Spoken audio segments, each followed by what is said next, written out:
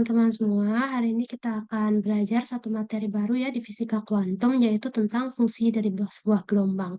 Nah, sebelumnya, di bab sebelumnya itu kan kita sudah tahu bahwa partikel itu sendiri bisa bersifat seperti partikel dan bisa bersifat seperti sebuah gelombang.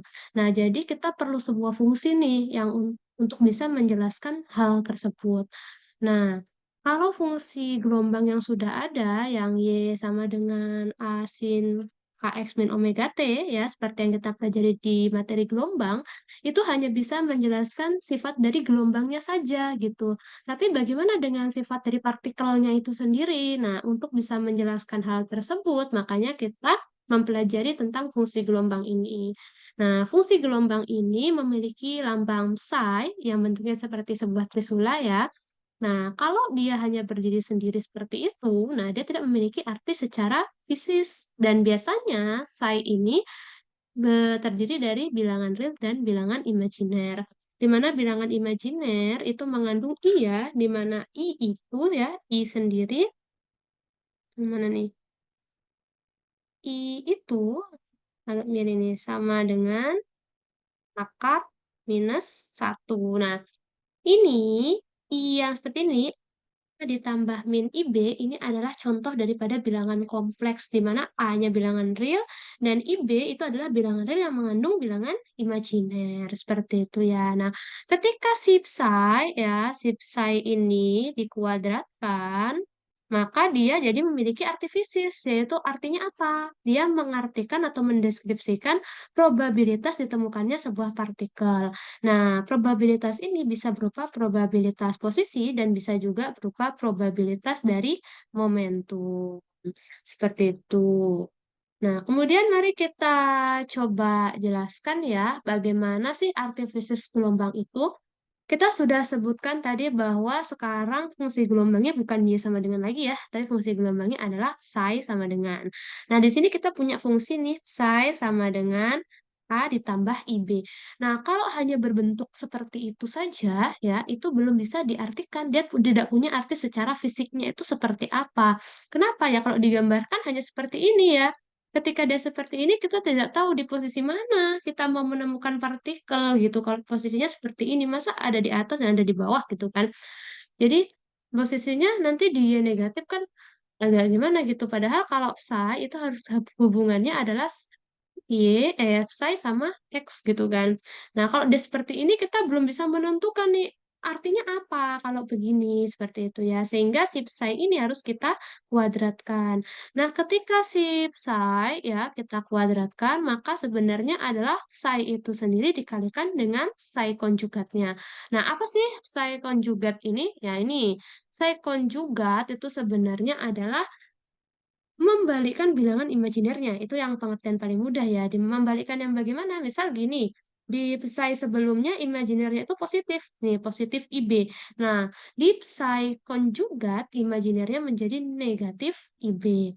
Nanti gimana kalau psi aslinya negatif IB ya? Berarti psi konjugatnya adalah positif IB. Sehingga psi kuadratnya itu bisa kita cari A ditambah IB dikali A dikurang IB. Nanti jadinya A kuadrat ini perkalian distribusi biasa ya. Nanti kan A minus AIB saling meniadakan dengan positif AIB nanti ya. Nah, setelah itu kita dapat minus ya, I kuadrat B kuadrat. Nah, kita sudah ingat tadi bahwa si I ya itu adalah akar minus 1. Nah, berarti kalau I kuadrat itu artinya adalah akar minus 1 kuadrat. Nah, akar minus 1 kuadrat itu artinya adalah min 1. Makanya dia min ketemu dengan tuh ya yang di atas jadi A kuadrat min kemudian min B kuadrat. Makanya hasilnya adalah A kuadrat ditambah dengan B kuadrat. Seperti itu ya. Nah, kalau sudah seperti ini, dia punya arti. Berarti si partikel ini probabilitasnya ada di sekitar AB. Seperti itu. Kalau kita gambarkan seperti gambar yang kedua ini ya, kemudian ini udah jadi di atas nih. Jadi kita bisa menentukan, oh ketika X-nya 2, nanti probabilitas psi-nya berapa gitu. Nanti ketika X-nya 3, 4, dan seterusnya itu probabilitas psi-nya berapa. Si kuadrat ya. Nah, sekarang kita punya tiga titik nih, contoh paling gampangnya. Kita punya titik A, titik B, titik C. Nah, dari ketiga titik ini, partikel akan paling banyak ditemukan di titik B. Kenapa? Karena fungsinya paling tinggi. Nah, fungsinya paling tinggi ya. Fungsinya paling tinggi, jadi paling banyak ditemukan di posisi B. Apakah dia ditemukan di posisi A? Iya, tapi porsinya tidak sebanyak yang di B. Dan di C itu nol nih. Saya nol, artinya kalau di C tidak ditemukan partikel seperti itu ya. Oke, selanjutnya kita itu kan tadi bicara tentang probabilitas ya. Kalau probabilitas itu kan berarti kita ngambil secuil aja peluang gitu, peluang. Nah, untuk bisa menentukan ya probabilitas dalam satu ruangan penuh ya, kita perlu mengintegralkan psi kuadratnya. Nah, integral psi kuadrat sama dengan satu ini mengisyaratkan normalisasi, di mana normalisasi itu menunjukkan konstanta daripada probabilitas ditemukannya sebuah partikel gitu ya. Ini untuk normalisasi nanti kita bahas lebih lanjut ya. Nah, ini ada syarat-syarat apa sih itu? Kita kan dari tadi membahas masalah psi ya, psi. Jadi ini adalah syarat supaya si psi ini bisa mendeskripsikan ya sifat gelombang dan juga sifat partikel. Kan tujuan kita dari awal adalah itu ya, bisa mendeskripsikan sifat gelombang, tapi harus juga bisa mendeskripsikan sifat daripada partikelnya. Nah, syarat yang pertama, si psi ini ya, supaya bisa mendeskripsikan dua sifat tadi, itu harus berupa fungsi yang kontinu. Kontinu itu artinya berlanjut ya. Dan dia harus bernilai tunggal. Jadi nggak boleh putus dan nilainya harus tunggal. Artinya mungkin di X sama dengan sekian, misalnya nih, di mana nih?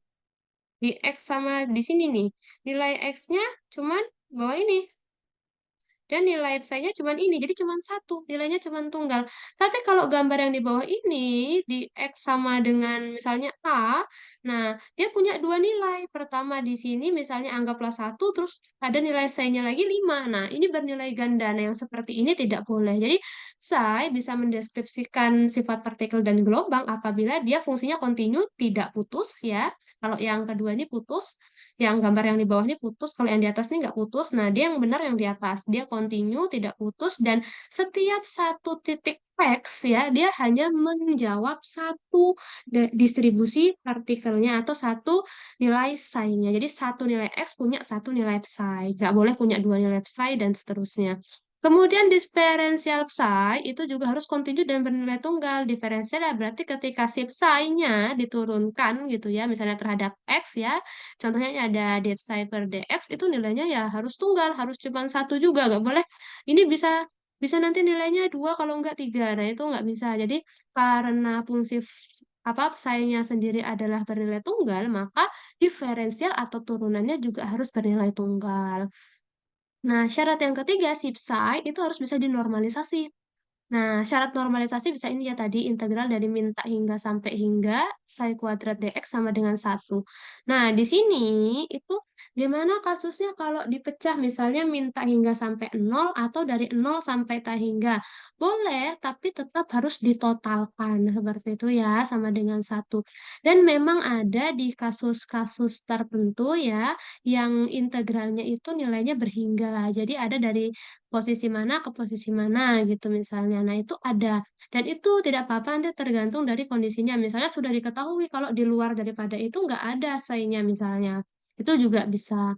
Nah, tapi secara umumnya integrasinya itu mulai dari minta hingga sampai hingga ya. Ingat bahwa ini adalah normalisasi dari minta hingga sampai tak hingga psi kuadrat dx sama dengan satu. Nah, syarat terakhir adalah integrasi seluruhnya adalah nilai hingga, bukan tak hingga. Jadi ketika kita sudah mengintegrasi masing-masing daripada psi ketika dijumlahkan itu harus berupa nilai hingga ya. Nilai hingga itu ya nilai real gitu, bukan nilai tak hingga. Itu adalah 4 syarat di mana psi bisa dianggap sebagai fungsi yang bisa mendeskripsikan sifat partikel dan juga sifat gelombang. Selanjutnya kita belajar tentang nilai ekspektasi. Kenapa kok harus belajar nilai ekspektasi? Karena psi ini berupa bilangan kuantum ya, maksudnya partikel kuantum gitu. Nah, saya pernah, mungkin teman-teman juga pernah dengar bahwa kuantum ini sebenarnya ada, tapi posisinya itu nggak bisa kita tentukan dengan pasti di mana, gitu. Beda dengan klasik ya. Kalau klasik itu kita sebut misalnya bola. Bola itu kan partikel yang besar, kemudian kita bisa tentukan, oh bolanya di sudut ruangan, oh bolanya di atas kasur, oh bolanya di atas lemari. Jadi bisa dengan jelas. Nah, kalau bilangan kuantum itu tidak bisa seperti itu, partikel kuantum. Partikel kuantum itu sangat kecil ya bentuknya, dan dia itu biasanya selalu bergerak kemana-mana. Jadi kita tidak bisa menentukan dengan pasti, oh dia di sana. Tapi kita bisa menentukan probabilitas kemungkinan terbesar ditemukannya si partikel ini tuh di mana gitu. Nah, kemungkinan terbesar atau proses menduga-duga inilah yang kita sebut sebagai nilai ekspektasi. Nah, nilai ekspektasi itu ada dua macam ya, ada nilai ekspektasi posisi ya, kita lambangkan dengan tanda kurung yang bentuknya seperti segitiga gitu ya, kayak kaki segitiga tapi nggak ada alasnya.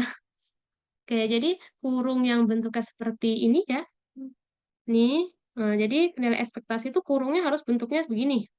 Jadi nggak boleh bentuk-bentuk kurung-kurung yang lain gitu. Nah, nilai ekspektasi itu ada dua kurang lebih ya. Ada ekspektasi posisi, yaitu untuk menunjukkan di mana sih posisi kita bisa menemukan partikel paling besar itu di mana kemungkinan terbesarnya. Nah, kemudian ada ekspektasi momentum untuk menentukan kemungkinan terbesar momentumnya itu seperti apa gitu.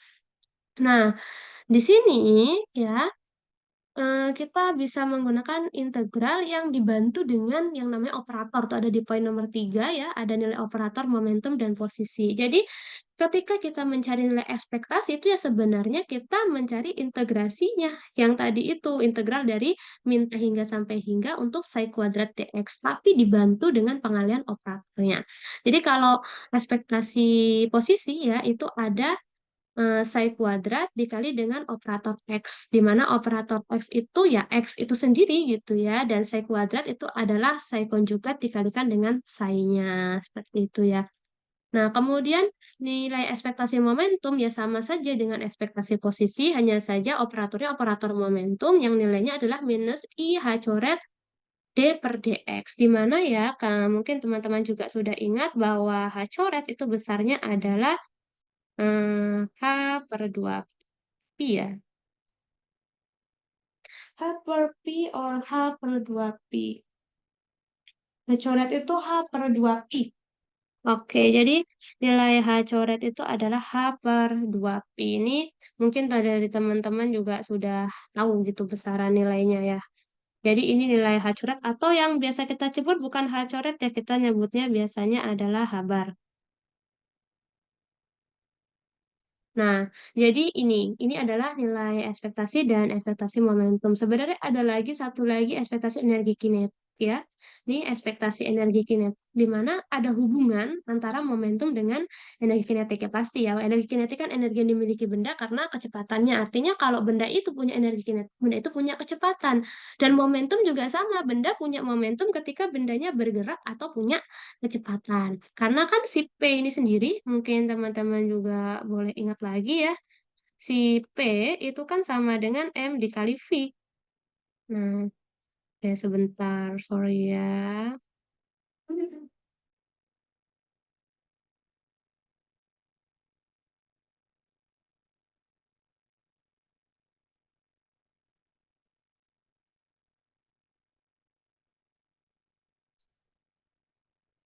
Ya, sorry. Hmm, salah.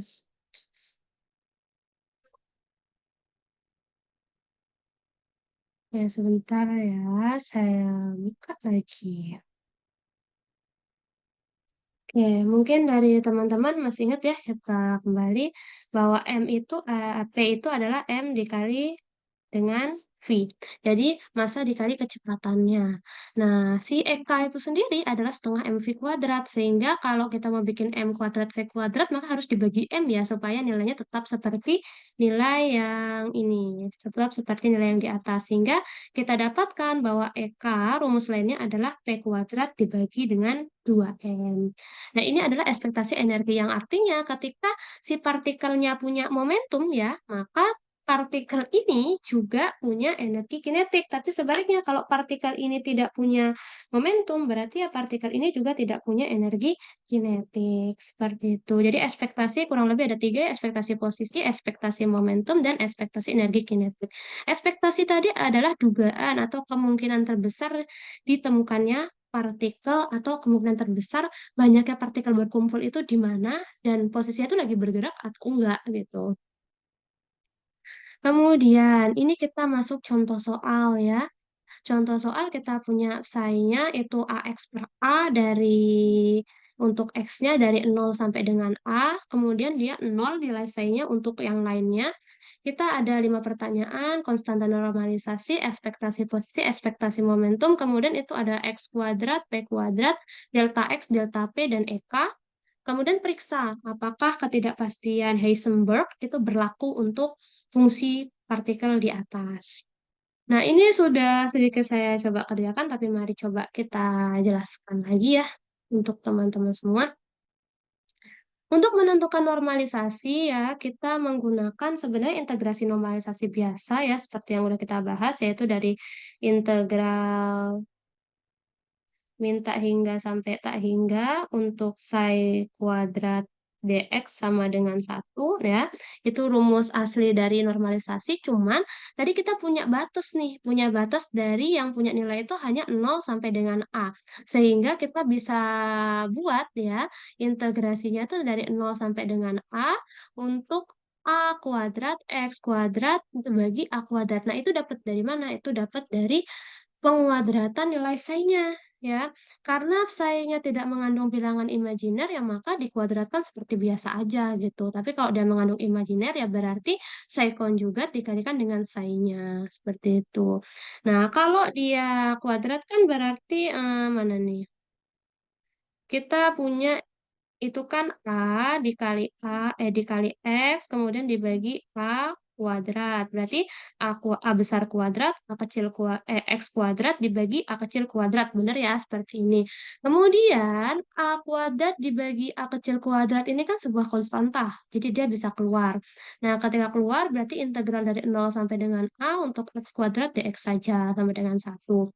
Nah, kemudian kita integralkan X kuadrat, integralnya adalah 1/3 X pangkat 3 dapat dari mana? Mungkin teman-teman masih bisa ingat juga kalau kita punya fungsi fx, fx itu sama dengan ax pangkat n, maka integral dari fx itu adalah eh, 1 ya, 1/n+1 A, X, N tambah 1 ditambah dengan konstantanya. Seperti itu ya.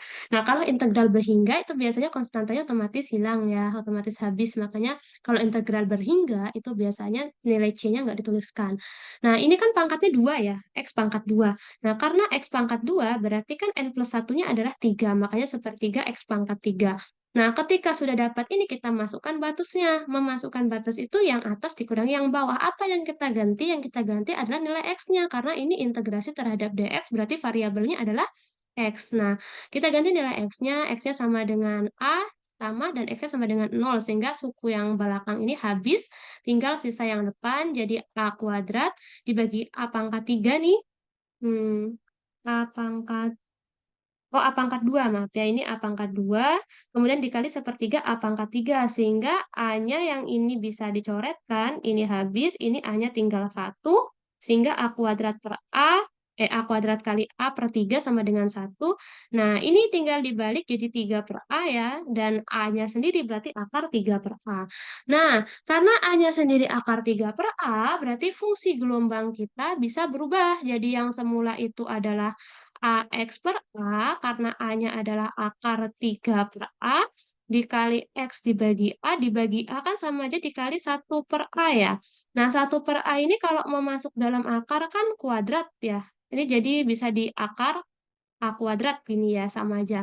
Nah, ini nanti bisa dikalikan. A dikali A kuadrat berarti A pangkat 3, tapi di dalam akar. Jadi, psi-nya bisa dituliskan dalam bentuk seperti ini. 3/A pangkat 3 X. Nah, ini psi kita yang sudah dinormalisasi. Nah, sekarang kita tentukan berapa nilai ekspektasinya. Nah, nilai ekspektasi rumusnya sama karena ini integrasi berhingga, jadi 0 sampai A saja. Psi-nya harusnya yang depan ini adalah psi konjugat ya. Tapi karena ini bilangannya tidak mengandung imajiner, jadi psi konjugatnya itu ya bernilai psi itu sendiri. Makanya jadinya X ini dikalikan dengan psi kuadrat. Sebenarnya bisa seperti itu. Atau mau ditulis dulu juga boleh psi kuadratnya ya akar 3 per A pangkat 3x dikali dari operator X adalah X itu sendiri, kemudian dikalikan lagi dengan psi A per A pangkat 3x dx. Nah, ini akar dikalikan dengan akar yang nilainya sama, maka akarnya hilang gitu, akarnya habis. Jadinya 3 per A pangkat 3, X-nya jadi ada 1, 2, 3, jadi X pangkat 3. Nah, ini jadinya 3 per A pangkat 3-nya keluar. Nah, integrasi dari 0 sampai dengan A, X pangkat 3 dx. Sehingga didapat bahwa integrasinya sama dengan rumus yang ini, rumus yang di atas. Jadi dia 3 per A pangkat 3, 1 per 4, X pangkat 4 ya, karena tadinya kan pangkat 3, sedangkan dia harus N plus 1, berarti 3 ditambah 1 jadinya 4. Nah, tinggal kita rubah, kita masukkan X-nya diganti dengan A, integrasi yang belakang ini 0, habis, sehingga tinggal 3 per A pangkat 3, 1 per 4, A pangkat 4. Nah, ini A-nya habis, ini A-nya tinggal 1, tinggal 3 per 4, A. Nah, ini adalah nilai ekspektasi posisinya. Jadi, kemungkinan terbesar ditemukannya partikel itu adalah di 3 per 4 A. Ketika nilai ekspektasinya X-nya itu ada 3 per 4. Nah, itu nilai ekspektasi. Kemudian bagaimana dengan nilai ekspektasi momentum? Sama saja ya, dengan operatornya kita ganti operator momentum. Nah, ini boleh dikalikan dulu. Ini tapi hati-hati kalau dia imajiner ya, tapi ini boleh dikalikan karena tidak ada imajinernya. Ini 3 per A pangkat 3, yang ini juga ada akar, maka dia habis akarnya tinggal 3 per A pangkat 3. Min IH-nya masih ada nih, D per DX dari ini ada X, ini ada X, jadi X kuadrat. Nah, ini harus diturunkan dulu, DX kuadrat per DX hasilnya adalah 2X. Nah, kemudian ini minnya pindah ke depan saja, seperti biasa, yang depan ditulis aja. Nah, integral dari 2x ya, itu kan sebenarnya adalah 2 dibagi 1 tambah 1 x 1 tambah 1. Jadinya 2 per 2 x pangkat 2. Nah, 2 per 2 itu kan ya 1. Jadi integrasinya adalah x kuadrat. Gitu. Nah, jadi x kuadrat sama dengan 0 sampai dengan A. Ya. Sehingga kita ganti nilai ininya jadi x-nya sama dengan A, dikurang x sama dengan 0 kan ya 0 gitu, nggak usah ditulis. Jadi x sama dengan A. Nah, A kuadrat berarti dapatlah 3 per ini A kuadrat, ini A pangkat 3. Sehingga yang ini bisa habis, yang ini tinggal 1. Jadi min 3 per A I H coret. Nah, ini adalah ekspektasi momentumnya. Kemudian kita hitung X kuadrat. X kuadrat ya sama saja prosesnya, hanya X-nya di sini operatornya jadi X kuadrat. Nah, ketika jadi X kuadrat, berarti nanti X-nya ada 4. Nah, jadi X pangkat 4 dx. Nah, karena X pangkat 4, maka jadinya X pangkat 5 seperlima yang di depannya. Nah, 3 dikali seperlima, 3 per 5. Kemudian ini A pangkat 3, yang ini A pangkat 5. Jadi tinggal A sisa A kuadrat. Jadi nilai ekspektasi kuadratnya adalah 3 per 5 A kuadrat. Kemudian ekspektasi momentumnya sama, cuman hati-hati di sini, oke. Nah, di sini ada penguadratan dari operatornya juga. Yang ini sama saja, ini dikalikan dengan yang depan, maka hilang akarnya, ya. Tinggal kemudian ini min I H coret kuadrat itu sama dengan minnya dikuadratin kan hilang. Jadi kemudian jadi I-nya dikuadratin hanya kuadrat. Nah, I kuadrat itu adalah minus 1 H kuadrat. Makanya tetap ada minus di depannya. Nah, min 3 per A pangkat 3 H kuadrat. Kemudian D kuadrat DX kuadrat dari X-nya. X-nya ada 1 dan ada satu lagi di sini. Jadi X kuadrat diturunkan 2 kali. Nah, D per DX dari X kuadrat itu kan adalah 2X. Nah, kemudian D per DX dari 2X itu adalah 2. Makanya di sini sisa tinggal 2. Nah, integral dari 2 DX adalah 2X. Nah, tinggal kita ganti X-nya dengan A, sehingga kita dapat minus 6 H kuadrat. A-nya coret, yang bawah tinggal 2. Seperti itu. Nah, ini adalah ekspektasi momentum kuadrat. Kemudian untuk yang ini, delta X atau standar deviasinya, kita cari X kuadrat tadi kan adalah 3 per 5 A kuadrat ya. Kemudian nilai X-nya adalah 3 per 4 A, ini saja. Kemudian tapi jangan lupa ini dikuadratkan, berarti 3 per 4 A itu dikuadratkan, itu hasilnya adalah 9 per 16 A kuadrat. Nah, ini 3 per 5-nya dikurangi dengan ini, sehingga penyebutnya kita samakan jadi 1/80 ya. Nah, ini 80 dikali 16, maka 16 kali 3 adalah 48 A kuadrat, dikurangi dengan 45 A kuadrat. Makanya dapatlah 3 per 80 A kuadrat. Kalau mau disederhanakan, 80 itu kan 16 kali 5 ya. 80 itu kan 16 kali 5. Nah, 16 itu adalah 4 pangkat 2 dikali 5. Makanya 4-nya bisa keluar, A-nya bisa keluar, sisa dalam akar adalah 3 per 5. Ini standar deviasi posisi. Standar deviasi momentum sama saja kita sudah dapat momentumnya adalah minus 6 per A kuadrat H, H, H bar kuadrat ya, dikurang. Nah, ini perlu diperhatikan baik-baik ya. Di sini ini ada 3 per A I H kuadrat. Nah, min dikuadratkan itu hilang ya. Kita perlu perhatikan di situ. Min 3 per A I H coret kuadrat.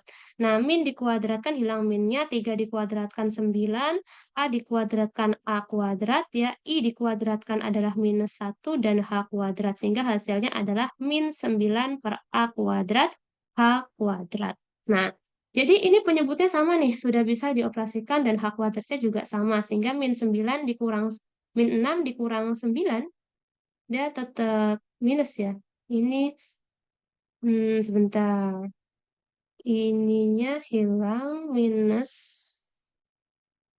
Sepertinya ada correction sedikit. 3 per A IH coret kuadrat ya. I kuadrat I minusnya hilang. I-nya dikuadratin jadi minus. Ini harusnya minus, maka di sini harusnya plus ya. Oke. Nah, sini harusnya plus berarti min 6 ditambah 9. Min 6 ditambah 9, maka ini harusnya adalah akar dari berapa? Min 9 dikurangi 6 itu 3 ya. 9 dikurangi 6 itu 3 per A kuadrat H bar. Atau bisa kita bikin H per A akar 3. Nah, ini jawaban yang benar dari posisinya ya. Karena ternyata minus 3 per A I H kuadrat tuh kalau di minus kan dikuadratkan hilang. Ini dikuadratkan ya ada minus 1, minus 9. Minus ketemu minus di depan jadinya positif. Oke. Nah, ini ekspektasi momentumnya berarti agak keliru juga di sini ya. Ini tadi harusnya adalah akar dari 3 per A kuadrat H kuadrat ya, dibagi sama 2M. Sehingga, oh, dari P kuadratnya. Oh, enggak. Ini kita dari P kuadrat ya. Dari P kuadratnya itu min 6 per A kuadrat. Ya, benar segini. Jadi, ini enggak jadi ya. Jadi, tinggal ini kita masukkan P-nya. P kuadratnya adalah 6 per A kuadrat H bar dibagi 2M sehingga hasilnya adalah 3 per A kuadrat M H bar kuadrat. Nah, ini energi kinetiknya. Nah, kemudian ini ada sedikit correction berarti untuk ininya persamaan Heisenberg-nya kita uji gitu. 3 delta X-nya adalah 3A kuadrat per 80 akar ya. Dan ini momentumnya tadi kita dapatkan adalah akar 3 per A kuadrat H kuadrat. Nah, jadi H kuadrat ini jadinya berapa nih kalau dikalikan? 3 dikali 3 dia jadinya 9 per 80. A kuadratnya habis, akar ya, akar 9 per 80 K coret.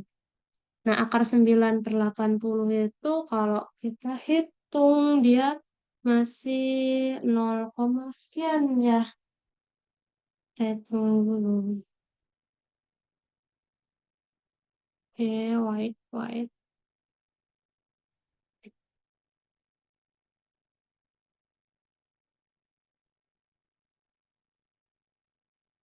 akar 9 dibagi 80, 0,0375. Jadi nilainya adalah 0,0375 H coret. Ya, jadi ternyata, kita dapatkan dia 0,0375 H coret itu ternyata lebih kecil dari H coret per 2. Nah, berarti ketidaksamaan Heisenberg tidak berlaku pada fungsi gelombang yang kita kerjakan ya.